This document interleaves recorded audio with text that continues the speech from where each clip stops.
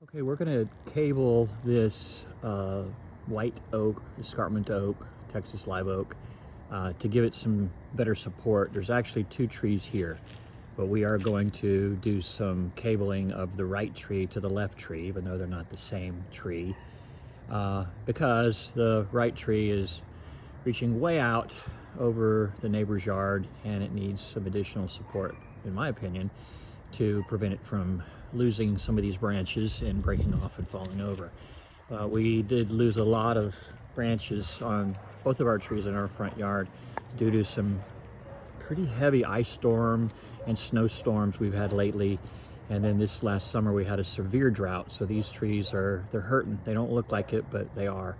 But you can see the little pom-poms on the end of the tree branches where we've had to clear off a lot of broken limbs. So the goal here is to crisscross through the middle of the tree and try to opposingly support branches that are leaning away from each other, tether those together, so to speak. When I've researched how to do all this work, I found virtually nothing online on the theory behind cabling trees together for support. So I'm making my own video in hopes that this does help anybody who's out there. I'm not an arborist, I'm not a tree guy, I'm just a regular guy who likes to do research and figure out the best ways to engineer and design things. So this is my approach, and it's not necessarily any kind of professional opinion. The luxury of owning two of the largest Little Giant ladders that have great capacity for stability and height. I highly recommend that you're not extremely comfortable on ladders and afraid of heights, then you shouldn't do this.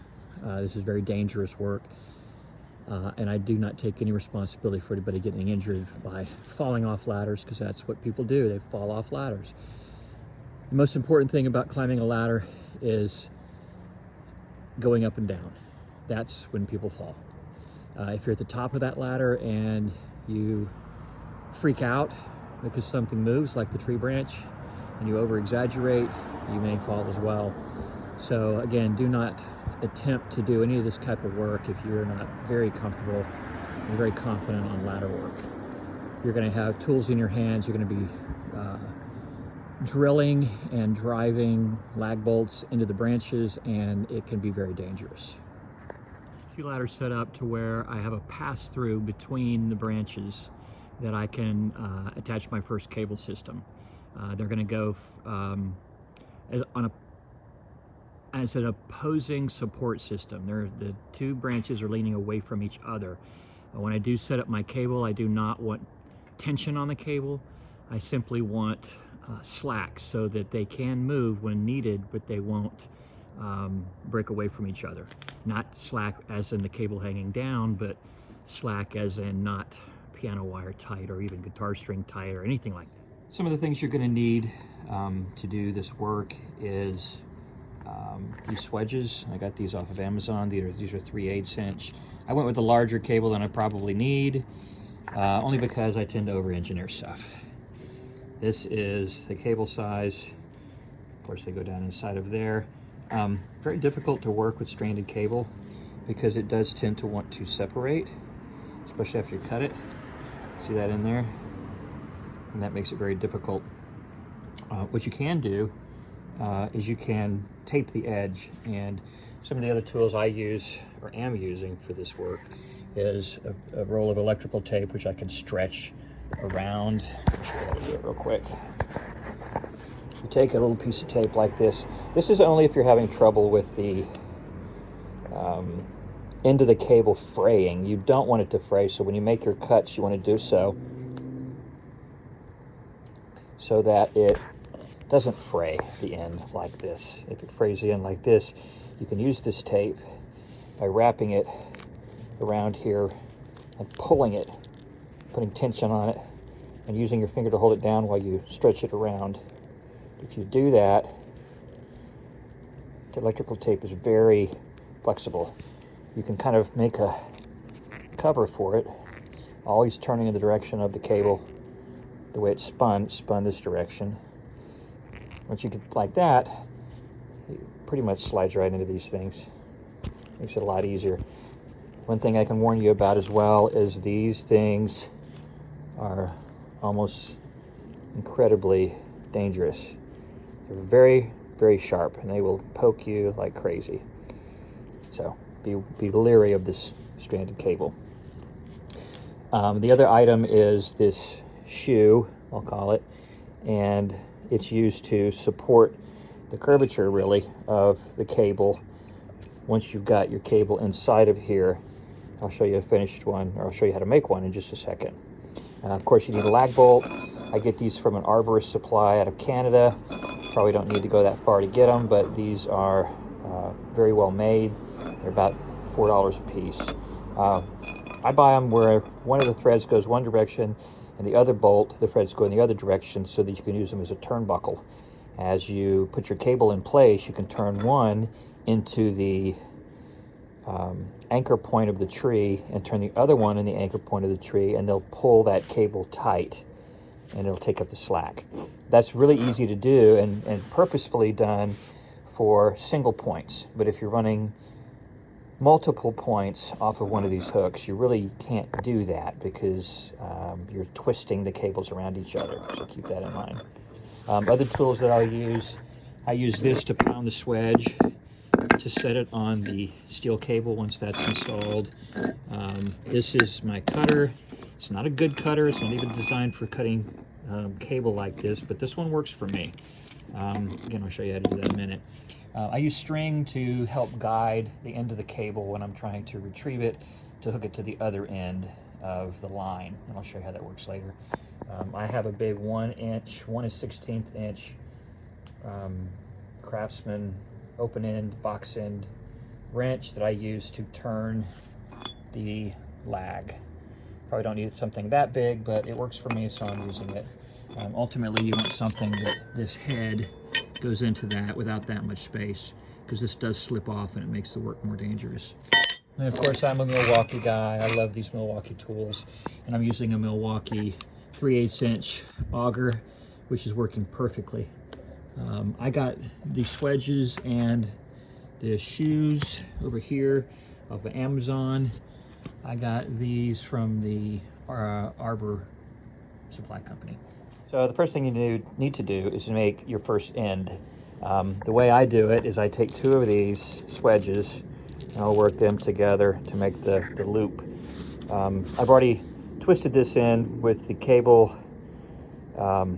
support tape, I will call it, in order to get it through these hoops. So you basically just thread those through and then pull them back, loop it around, thread them through the other side.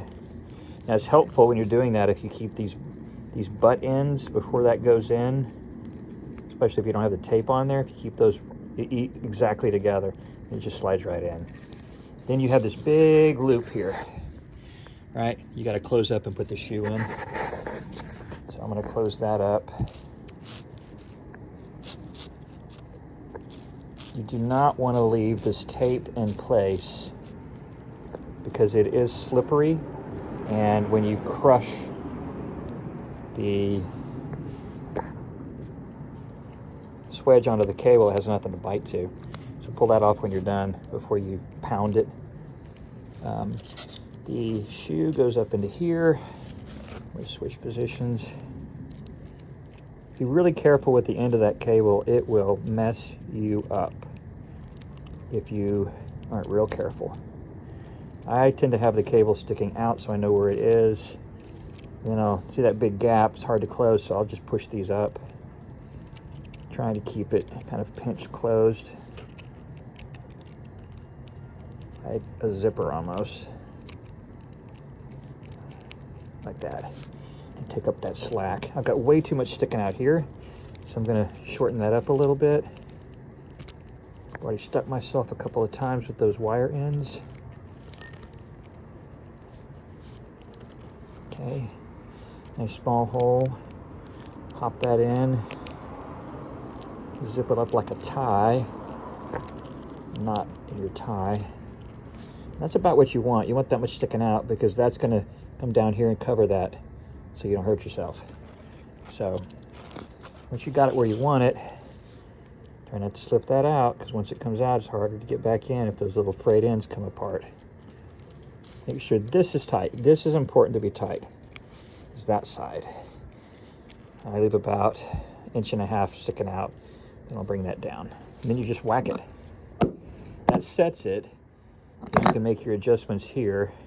Run it right to the edge, like that. Push it flat. Push it flat. I flip it over. Give it another good whack. Now I got a good solid end. That's not coming apart.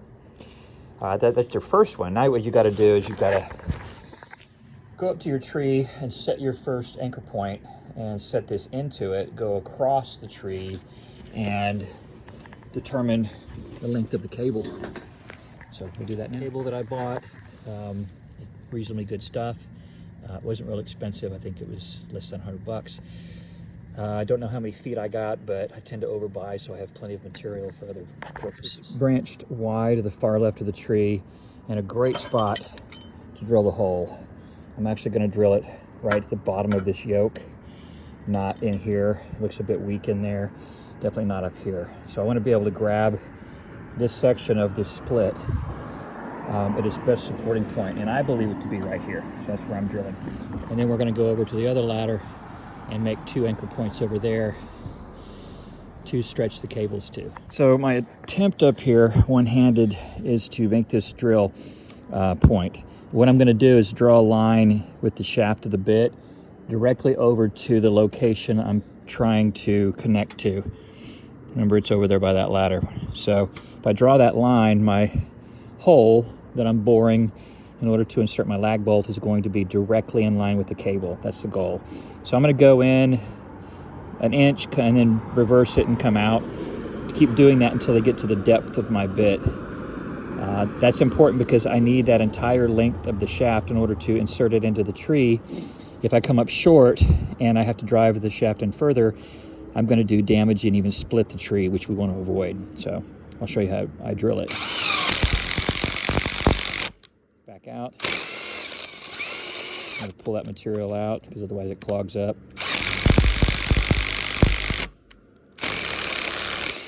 If you go all the way in to the depth of the bit, you'll never get it out. You've got to do it in pieces. Reversing and forward.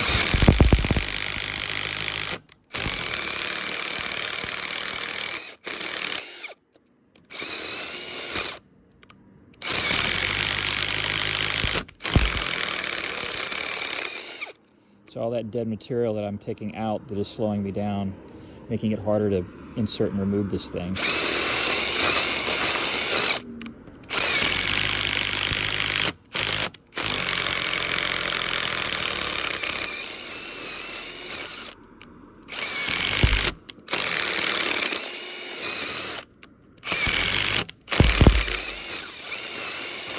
So I'm pretty satisfied with that.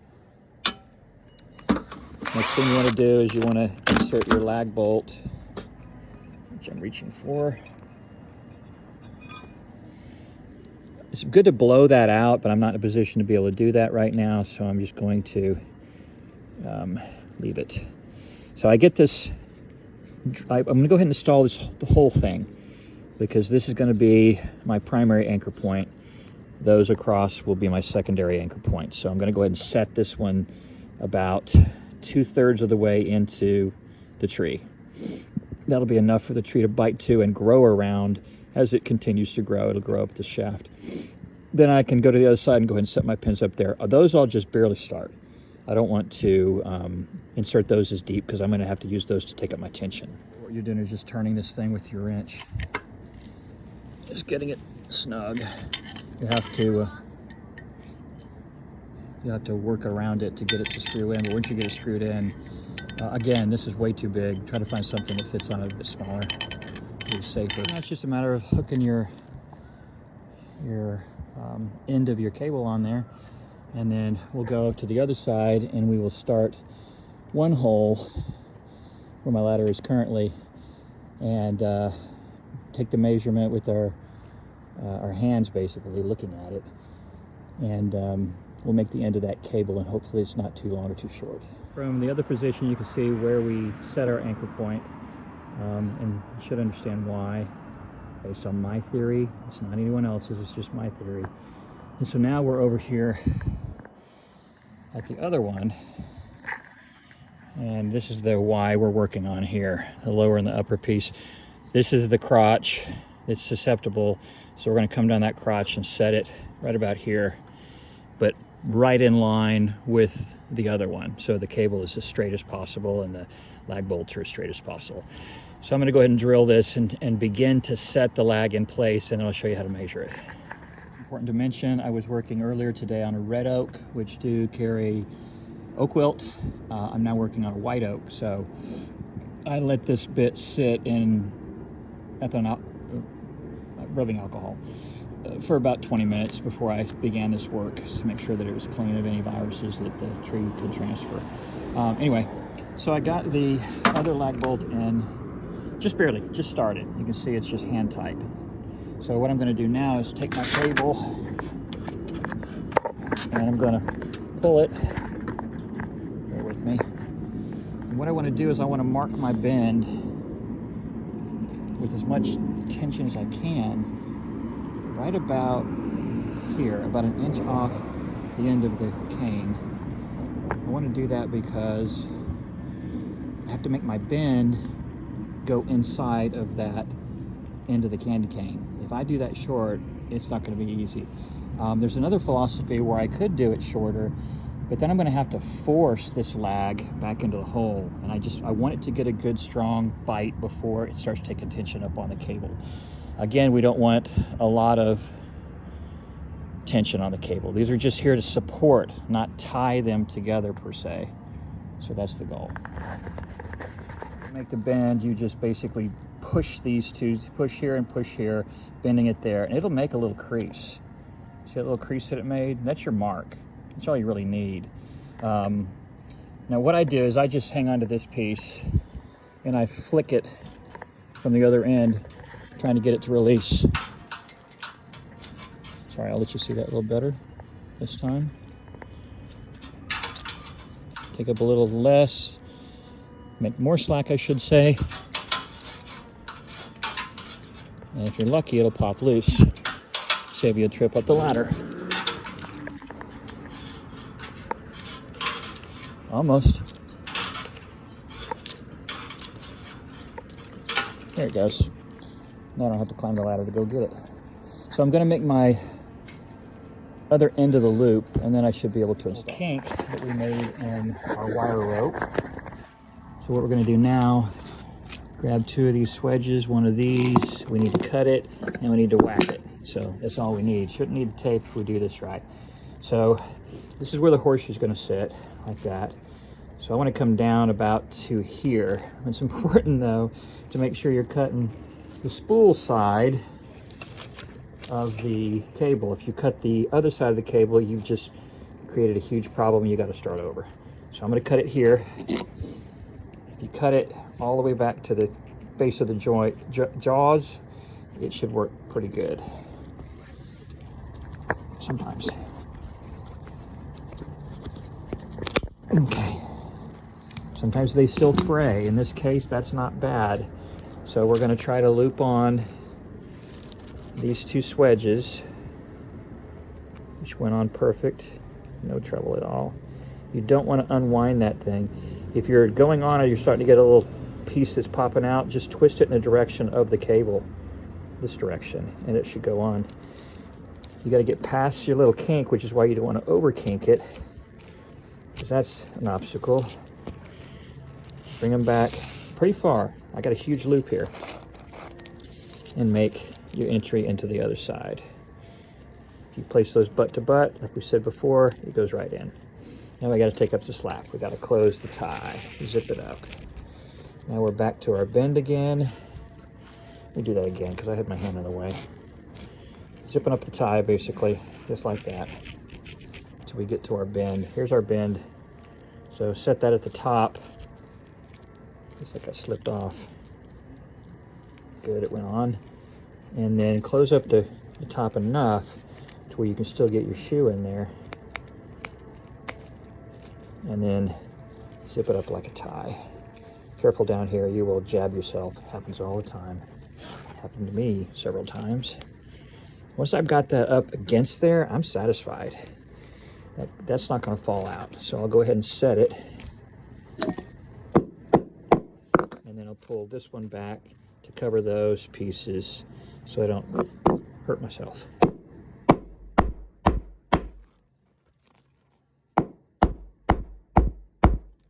This may or may not be the actual way the manufacturer intends this stuff to be done, but it works for me. Right, you've got a set end. So now you've got a very long cable with two ends. Let's go put it on. I'm gonna go ahead and put a string on this. I basically have the same loop and a string. I'm gonna loop it through, and then I'm gonna pull the string through just to have an extension on the cable. And I'm gonna use that string to pull up the cable to my next location, which will be the secondary anchor point. So once you have this set up, you don't have to fight this thing.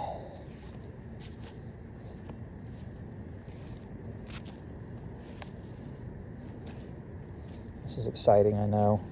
Bear with me. Got a little tangle in my string here that I slow me down.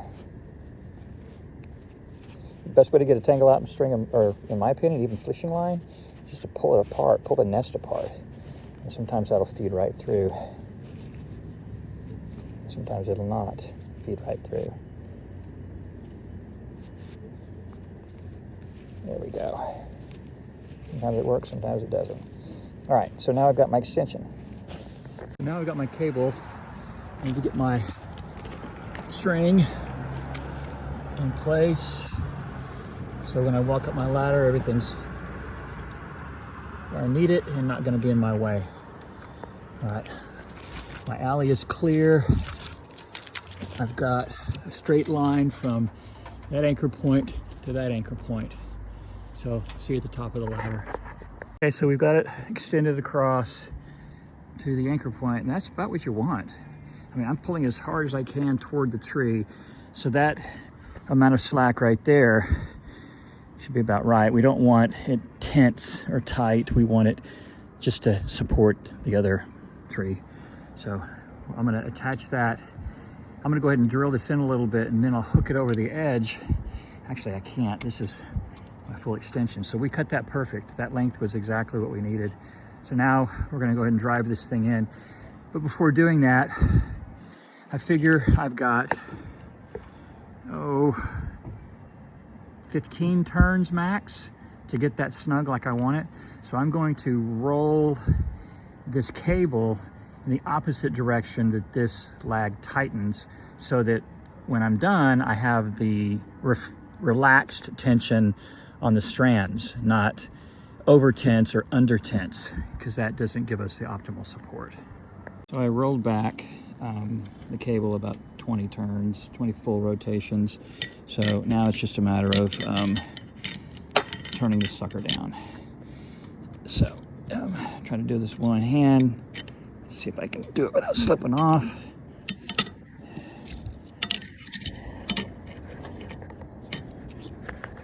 Leverage. Okay, good. Crank it around. Just keep doing that until you have the tension you want. It's too much slack currently, so we're gonna turn it in probably about 10 to 12 more turns. Okay, I've turned it in. I could probably turn it in some more, but this is about the amount of slack that I want in this application, because that tree is already leaning away from this tree and they need movement. So if I get it too tight, I'm binding them together.